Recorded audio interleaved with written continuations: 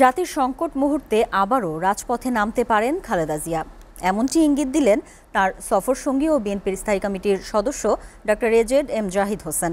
তিনি জানান, 14 ঘন্টা জার্নির কারণে কিছুটা ক্লান্ত হলেও মনোবল শক্ত রয়েছে বেগম জিয়ার।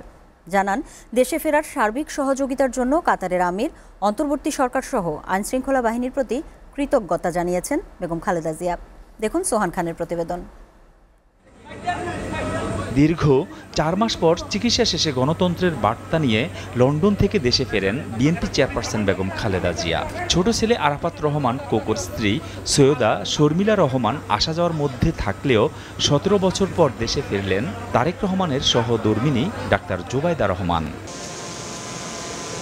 ইমিগ্রেশন শেষে মঙ্গলবার বেলা 11:30টার দিকে বিমানবন্দর থেকে গুলশানের বাসভবন ফিরোজার উদ্দেশ্যে রওনা করে তার গাড়িবহর। পরে দুপুর 1:30টার দিকে প্রবেশ করেন ফিরোজায়। দলীয় চেয়ারপারসনকে শুভেচ্ছা জানাতে বাসভবনের সামনে উচ্ছ্বাসিত ছিল দলটির নেতাকর্মীরা।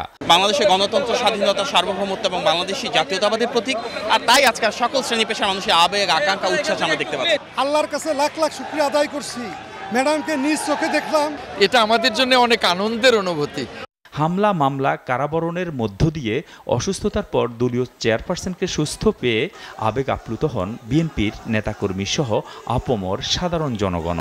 প্রত্যাশা জেগেছে দলটির নতুন রাজনৈতিক উত্থানের। যতবারই বাংলাদেশ বিপদে পড়েছে, এই পরিবারের হাত ধরে বাংলাদেশ আবার ঘুরে দাঁড়িয়েছে।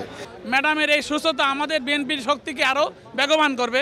বাংলাদেশের মানুষের গণতান্ত্রিক অধিকার আদায়ের সংগ্রামে তিনি অত্যন্ত গুরুত্বপূর্ণ ভূমিকা পালন করেছেন বিধায় আজকে এ রৌদ্র উপেক্ষা করে ওনার আগমনে ওনাকে শুভেচ্ছা অভিনন্দন জানাবার জন্য আমরা রাস্তায় দাঁড়িয়ে আছি।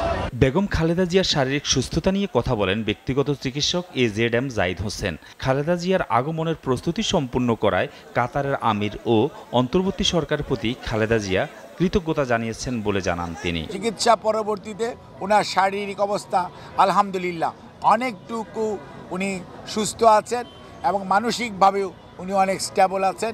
এই আগমনকে সহজত করার জন্য যে ভূমিকা রেখেছেন উনি সেই জন্য সবাইকে সংগ্রামী এবং অভিনন্দন, শুভেচ্ছা, কৃতজ্ঞতা প্রকাশ করেছে। মায়ের সঙ্গে তারেক রহমানের না ফেরা এবং খালেদা জিয়ার আগামী দিনের রাজনীতি নিয়ে সাংবাদিকদের বিভিন্ন প্রশ্নের জবাব দেন ডাক্তার জাহিদ হোসেন।